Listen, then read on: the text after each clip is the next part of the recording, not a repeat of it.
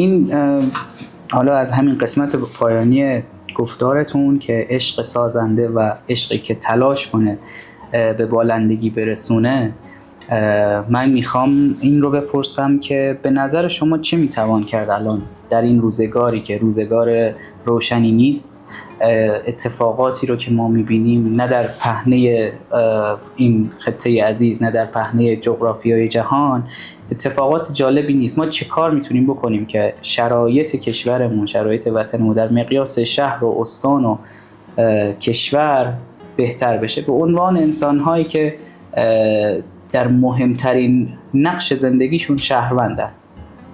خب حالا اوضاع که خوب نیست یا خوب هست اوضاع دیگه، مهم اینه که ما امیدوار باشیم. امید چه می شود کرد؟ امید، کلید اصلی امیده. همینی که ما گفتگو داریم میکنیم، یعنی اوضاع خوبه، من و شما 2 نفر حداقل میدونیم و مخاطبین محترم دارن میشنون، شاید حال دلشون بعد این همین اوضاع همینه، بعد این گفتگو حالشون بهتر شه. شاید چه باید کرد؟ اول اوضاع رو من یه بیت از حافظ نوشته بودم، شما اینقدر این جلسه ما رو سورپرایز کرد، من بدون کتاب و بدون تحقیق جایی نمیرم و تونستم 1-2 تا کتاب از کتابخونه اخوی بیارم. لطف کردین که قبول. سر همین نوشته که یعنی حضرت حافظ میگه کی بود در زمان وفا جام می بیا، تا من حکایت جم و کاووس کی کنم.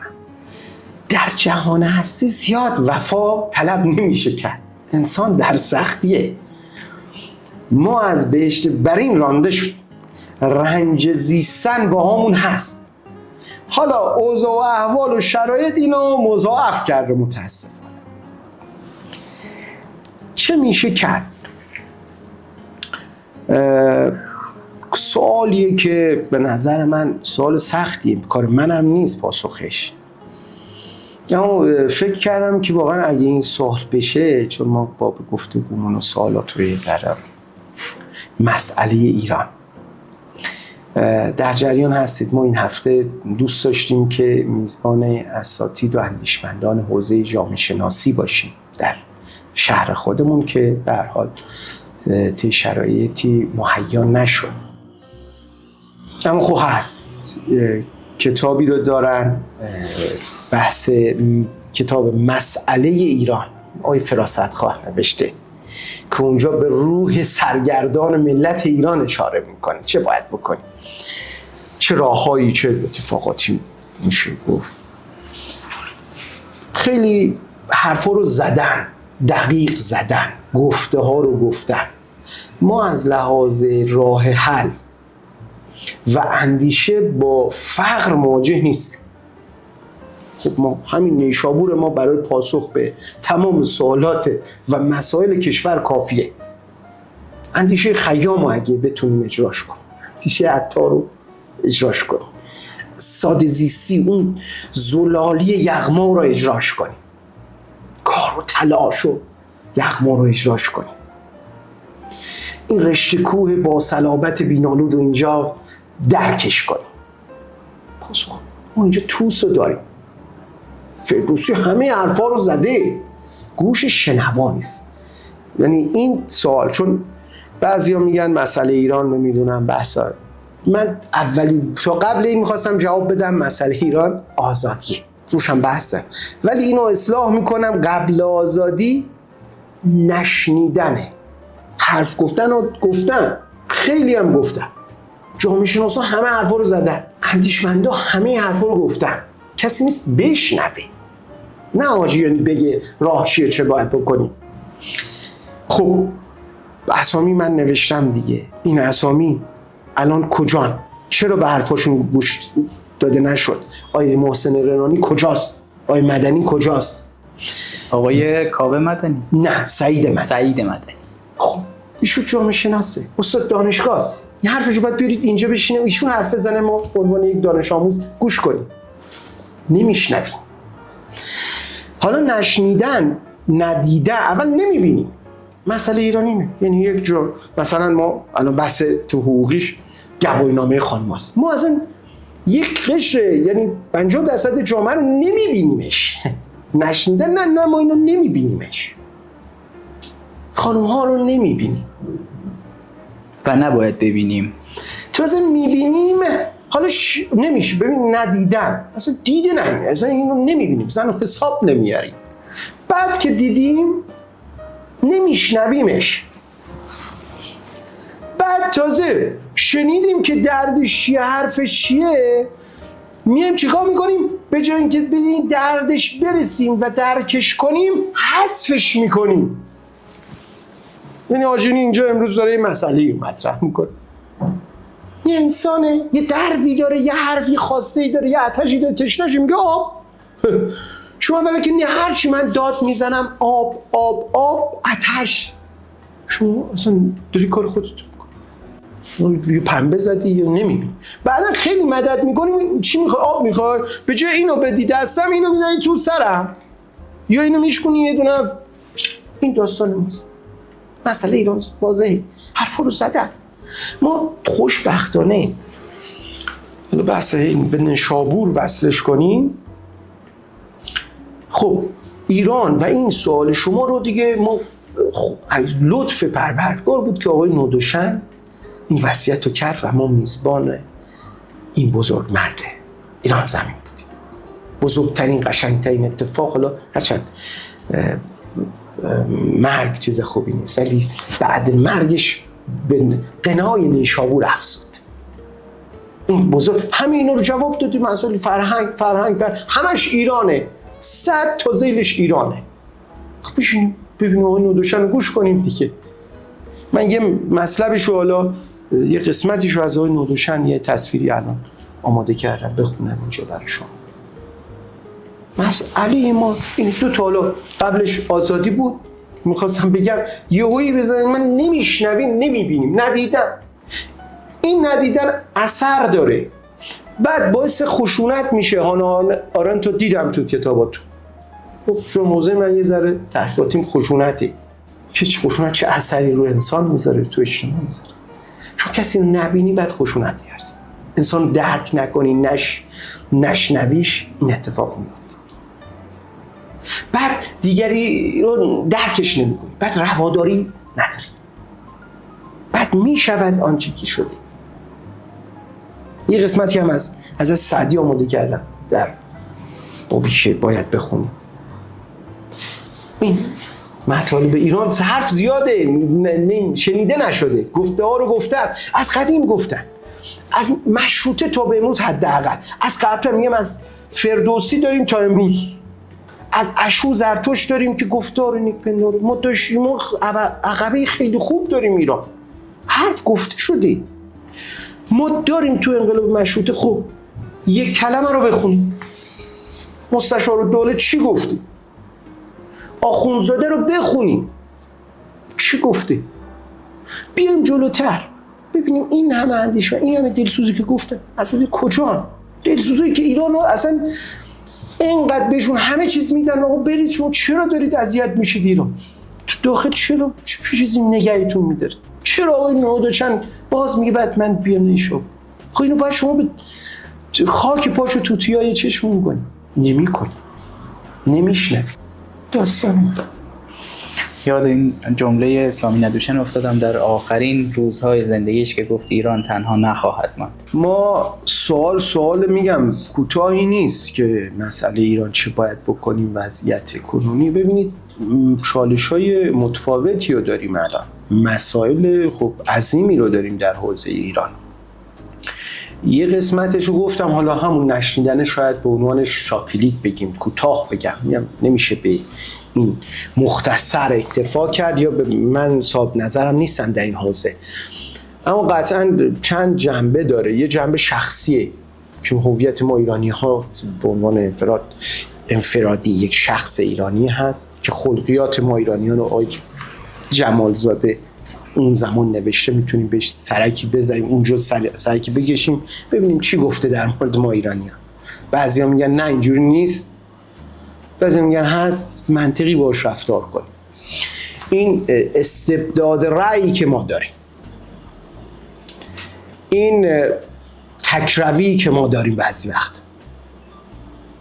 این تحمل ناپذیری شخصیتی، یه قسمت عمده‌اش این که به شخصیت، یه قسمتی به اجتماع بحث داره که جان استوارت میل میگه همه فکر میکنن که پادشاه ها دیکتاتوران، ولی جامعه و اون جبر اجتماع بزرگترین مستبده و مستبد ساز. بله، این استبداد جامعه که شما باید اینجور بشی. یه قسمتش هم که به حکمرانیه، یعنی میبینیم که آثارشو داریم، میبینیم به هیچ عنوان نه تعریفی از حکمرانی خوب داره، نه به سازوکار حکمرانی قائله و احترام میذاره، نه حقوق شهروندی رو درک میکنه، نه حقوق ملی، توسعه، هیچ چیز رو خوشبختانه زن تعریف ناشده است، همون نشنیده. به خاطر همینم بوده که حضرت سعدی، دیگران، خواجه نظام و دیگران همه در باب سیاست نوشتن، در مورد پادشاه نوشتن، چون نشنیدن، نمیشنون، مجبور شدن که دوباره کتاب بنویسن. یک سوالی توی ذهنم شکل گرفت الان که صحبت میکنیم، میخوام نظرتون رو بدونم، این که آیا واقعا دیکتاتورها جامعه رو محکوم و مجبور به فرمانبری میکنند یا جامعه دیکتاتورها رو میسازه؟ حالا البته خدا رو شکر جامعه ما که از دیکتاتورها به دور بوده، ولی تو جوامع دیگه، سرگذشت جوامع دیگر رو که میخونیم میبینیم آدم‌هایی که در برهه‌ای از زندگیشون و احتمالاً تا پایان زندگیشون رو به سبک دیکتاتوری گذروندن، در ابتدا شاید شخصیتشون اگر قرار بود بیوگرافی ازشون نوشته میشد، آدم‌های مطلوبی بودن، آدم‌های بی آزاری بودن، آدم‌هایی بودن که شاید حتی به دنبال قدرت هم نبودن. نظرتون چیه؟ ببینید، سوال مرغ و تخم مرغ است دیگه، کدوم بوده و کدوم باعث کدوم یکی میشه. مهم این نیست که کدوم باش تأثیر میذاره، مهم اینه که امروز دیگه در جامعه امروز حکمرانی مفهوم داره. یک دولت به معنای امروزی باید تشکیل بشه دیگه. تأثیر این که ما میخوایم یک شخص، یک گروه به ما حکمرانی کنن، نه، نمیشه، استاندارد داره. به گذشته مهم اینه که این ظلمه، این استبداد رأی به حکومت هم نداری، در خانواده، در یک اجتماع کوچکتر، در یک جامعه بس محدودتر، در مدرسه. ببینید آیا شما این سوال، مدیر مدرسه آدم مستبدیه یا بچه ها دوست دارن که مستبد بشه؟ این روحیه استبدادی، این روحیه اقتدارگرایی در افراد، در زن و شوهر. یه چیز ما در قانون مدنمون داریم که ریاست با شوهر است، با مرد است. این از کجا میاد؟ آیا زنها اینو طلب کردن؟ آیا بردهداری، خود برده ها دوست داشتن که برده باشن یا اون اصحاب قدرت میخواستن اینا برده باشن؟ بر روی فارغ از این که کدومی، قطعا انسان آزاد به دنیا میاد و بدون آزادی انسان هیچ، مثل عشق، حتی قبلش انسان آزاد باید عاشق باشه.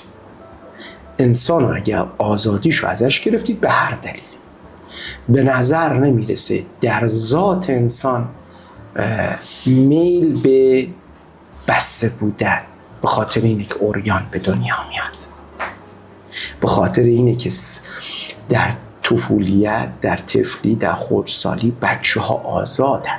ما این که میزنیم بشین نکن بده، وگرنه انسان در ذات خودش به نظر نمیرسه ماهی سیاه کوچولوه در بله این گرایشو داره به آزادی.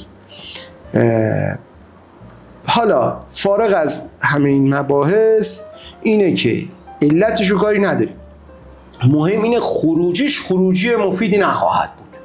چه مردم اینو طلب کرده باشن که فکر نمی کنم این عزیز، چه خود اصحاب قدرت بخوان این روش رو دیکته کنن. خروجش این میشه که وضعیت کنونی یکی از آیتم ها، چون چند تا شاید پایه داشته باشه این وضعیت، میگم یکی برمیگرده به سیاست بین الملل. وضعیت ما این کشور همیشه دشمنای جهانی داشته، یه قسمتش به خود افراد، به این فرهنگ به هر حال خود آقای نودوشن یه زمانی شاید تلخ باشه، در کتاب شوراهاش فکر میکنن که سفر نشابور اشاره میکنه، میگه از بزرگی نیشابور، میگه بعد میگه امروز که وارد این شهر میشوی شهرکی است. خب این دردآور. یه قسمت اینجوریه به جامعه، به اجتماع برمیگرد، یه قسمتش هم به اصحاب قدرت که نقش پررنگی هم دارن، نقش پررنگی دارن، سیاست‌های اشتباه، سیاست‌های غلط. کافی بوده شنیدید که کافی میخوای ملکی رو خراب کنی، کارهای بزرگ رو با آدم‌های کوچک بسپار، که این کار شده است، که این کار شده. من حالا اگر بخوام یک تعبیری برای حرفهای شما پیدا کنم توی ذهنم، اینه که ما تقریبا در جامعه و در انسانهایی که خودشون رو در موقعیت دیکتاتوری قرار میدن یک چرخه باز تولید استبداد میتونیم متصور بشیم برای این قضیه. چطور از این چرخه میشه خارج شد؟ چرخه استبداد، خروج از چرخه استبداد. بازم حالا البته این تاکید می‌کنم که ببینید بله که این پیشنهادیه برای جوامع دیگه بله، برای افغانستان، برای پاکستان، برای بولیوی و کشورهایی که رومانی داره، پاییز پدرسالار، اونجا میتونیم شرایط برای ایشون ما داریم میگیم، برای پاییز پدرسالار. ببینید خروج میگم یکی هست، دو تا یکی استبداد درون داریم، یکی استبداد اجتماع و ارزم نهادها داریم. کدومشون منظور؟ برای استبداد نهادها، برای استبداد درون تایتلوار بگم شاید یک همون دیگر دیدنه، دیگری، من چون دیگری رو نمیبینم بهش استبداد، بهش ظلم روان دارم، جو میکنم. دومی خود برتربینیه، دیدمش ولی میگم من بهترم، همینی که گفت ما نشابوری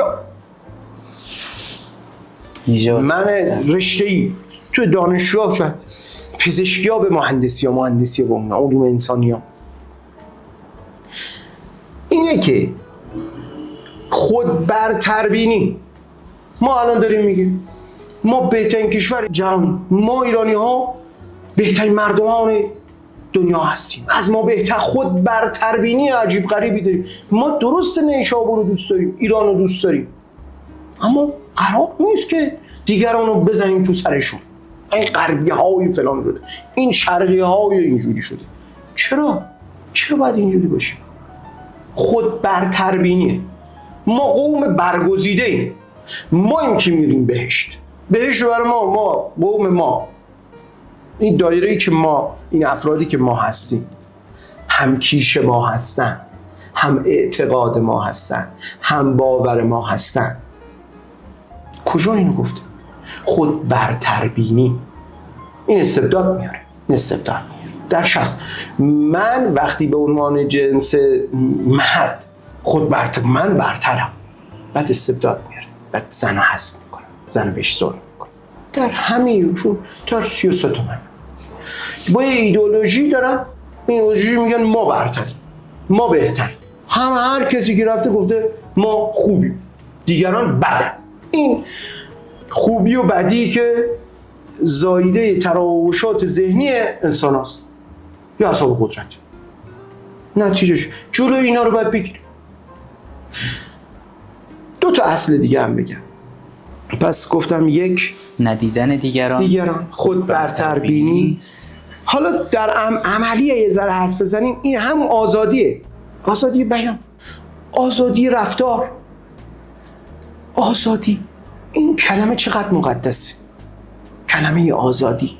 بعد میان که به قول حضرت عطار نام دیگر و یا اسم اعظم نان است، آزادی بزرگترین نعمت بعد از یعنی حیات، این دم، آزادیه. آزادی نباید محدود بشه. خودش شفافیت. شما نمیخواد هیچ کاری بکنید.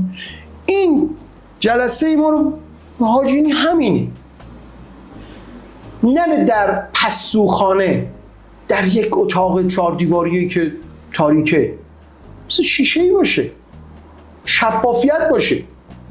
چون ببینید وضعیت قانون نویسی کشور، نهادهای تصمیم گیری، شما موقع یه برنامه ضبط کنید از 50 بعد آخرش میگه از ساترا شما بعد صدا و سیما تایید نداده، وزارت فرهنگ و ارشاد داده، سمت داده، دوباره یه نهاد، تعدد نهادها داریم. اینی که استبداد میشه باش مقابله کرد با این تصور ذهنی خودمون. ذهن رو باید پاک کرد، به جای این حذف دیگری، عشق دیگری رو در قلب و ذهن آدم ها بکاریم و بکاریم خودمون. به خودم اشاره دارم.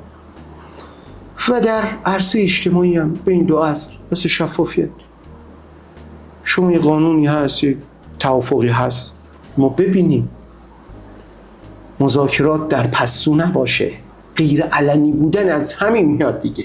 چرا باید غیر علنی باشه اتفاقاتی؟ نه، علنی باشه، شفاف باشه، آزادی رو احترام بذاریم، استبداد خودش حذف میشه. آقای جیلی، یه چیزی توی ذهنم شکل گرفت و مدتیه که بهش فکر میکنم. اینه که ما نمیدونم، حالا من به تاریخ معاصر ایران خیلی علاقه دارم، گاه میخونم، یک چیزی توی ذهنم شکل میگیره که آدم‌های دهه 40، دهه 50، آدم‌های اندیشه ورزتری بودن. البته یک تله فکری هم وجود داره، اینه که ما از کسانی داریم میشنویم، از کسانی داریم روایت کسانی رو داریم میخونیم که خب اهل قلم بودن، اهل نسخ بودن و اون شاید عموم جامعه رو خیلی بهش دسترسی نداریم با توجه به این که خب مدیا و این هم نبود. ولی الان اتفاقا بالعکس شده، یعنی آدم هایی که اهل قلمن، اهل نسخن در حاشیه‌اند و آدم هایی که اهل مدیان و بیشتر آدم های شاید آداب زندگیشون و مرام زندگیشون رفتن به عمق نیست، اتفاقا بیشتر دارن سر و صدا میکنن. من این رو حس میکنم که یک سری مفاهیم خیلی مهمتر بوده برای مردم حالا تا دهه 50 تا دهه 60 و ما یک سری مفاهیم کلیدی رو دیگه حس میکنیم که اصلا نیازی نیست بدونیم. به عنوان مثال میگم، حالا شما خودتون احتمالاً پایش بهتری داشتین، ولی واقعا الان اگر توی مردم ما بپرسیم حقوق شهروندی یعنی چی، از شهروندان مردم کشورمون بپرسیم حقوق شهروندی یعنی چی، احتمالاً درصد بالای تعریف واحدی از این ماجرا نداره، از این مفهوم ندارن و به شدت هم درگیرش هستن که چالش‌های بسیاری در زیست شهریشون برمیگرده به همین نقص یا عدم آشنایی با حقوق شهروندی. اگر شما به عنوان یک حقوقدان بخواید حقوق شهروندی رو تعریف کنید، چطور این کارو میکنید؟ خب اول برگردیم به ابتدای سخن شما، مبنی بر این که دهه مثلا 40-50 اون دوره ها مثلا درخشان تر بوده. نه، امروز به نظر نسل امروز نسل درخشان تری هستن. همیشه اینجوری بوده. انسان رو به پیشرفت، جوامع رو به پیشرفتن و قطعا درست ما گذشته خوبی هم اندیشمندان خوبی داشتیم. امروز اگه درک کنیم این نسل رو، متوجه بشیم، بفهمیم، هم بشنویم نسل جدید و مطمئناً اتفاقات خوبی میفته. مثل همین جلسه من خیلی خوشحال شدم از این کسانی که دغدغه ایران رو دارن، نیشابور رو دارن. خودش داره پیام میده که ما امیدواریم. کتابی هست فرشتگان بهتر ذات ما، خیلی حجمه، فکر کنم 1000 صفحه 700 صفحه است، خیلی حجمه.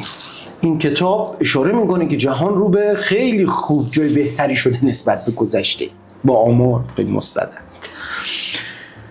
خب حقوق شهروندی، حق و حقوق، خب خب حالا یه ذره میتونم بیشتر در موردش گپ بزنم. مثلا حقوق شهروندی، انسان با به دنیا آمدن تمام حقوق داره، همه چی رو داره، الا یه چیزی که به حقوق دیگران مضر باشه. و قانون حقوق اعطا شدنی نیست، همه حقوق و افراد دارن. هر وقت شک کردید چی هست حقوق شهروندی چیه، شما بدونید همه چی رو دارید. یعنی یه چیزی نیست به شما اعطا شده باشه، شما دارا هستید. انسان ها همه چیز دارن، حق حیات دارن، حق کرامت دارن، حق زیست در شأن دارن، حق رفاه دارن، حق شادی دارن. اینا رو کسی بهشون نداده، هیچ دولتی، هیچ حاکمیتی، هیچ قدرتی نمیتونه اینا رو بده. اینا حق مزرعین باش به دنیا میاد، حق آزادی داره، حق عشق داره. این حقوق شهروندی اصلا تعریف ناپذیره، انسان همه چی داره و قانون اینا رو تهدید میکنه با هی محدود کننده. نه اینکه قانون چیزی رو اعطا میکنه، قانون اساسی، قانون مشهور حقوق بشر، اینها نه. تمام انسان به ما هو انسان با تولد. حالا ما که فقهای ما خودشون میگن از زمان میدن روح در 4 ماهگی روح داره، از اون زمان ما میگیم از تولد. تمام حقوقی که متصور از اینایی که گفت داراست، تعریفی نداره، همه کار میتونه بکنه، همه حقها رو داره. میگه من با حقوق شهروندی یعنی که به شما کسی نمیتونه متعرض شما بشه، هر کاری که داری میکنی کسی نمیتونه بگه چرا، چون حق داری. این حق شهروندی، هیچ کس نمیتونه بگه چرا. حقوق من حق دارم، هر چی بگی من حق دارم. چرا کار میکنم؟ حق دارم، نیاز نیست تعریفش کنیم. حق شهروندی نیست، حق انسانیه. شاید شهروندی به شهر، یکی در روستا، یکی در غار تنها زندگی میکنه، همه حقوقو داره. البته که این بحث ها تعریف حق، مسائل فلسفیشو من اینجا بحث نمی کنم، عرفیشو دارم حرف میزنم، کانتیشو بحث نمی کنم. بحث حق باید داره، نمیخوام حقوق طبیعی چیه، از این حق انسان به محض تولد دارای همه حقوق هست، من جمله حق حیات. نمیتونه کسی، متاسفانه ببین بحث اعدام چقدر ما بحث داشتیم، یکی از مصائب جانی رو که خدا داده بشر میگیره. خب حق حیات رو چه کسی تجویز کرده شما بگیرید؟ به نام عدالت، به نام ببینید به نام همیشه اتفاقات بسیار زشت در طول تاریخ به نامهای زیبا افتاده است.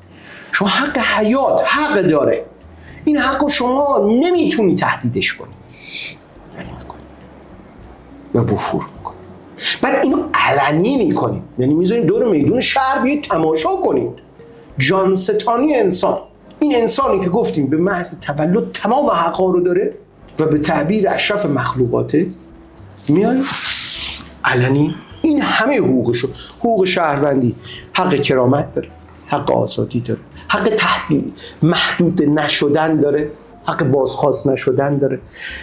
شما ببینید حق شهروندی اینه که من حق زیست شایسته دارم، حق من که در جامعه امروزی برق من قطع شه، این حق شهروندی من دستش، من دسترسی به آب مطلوب نداشته باشم، حق شهروندی من قطع شد.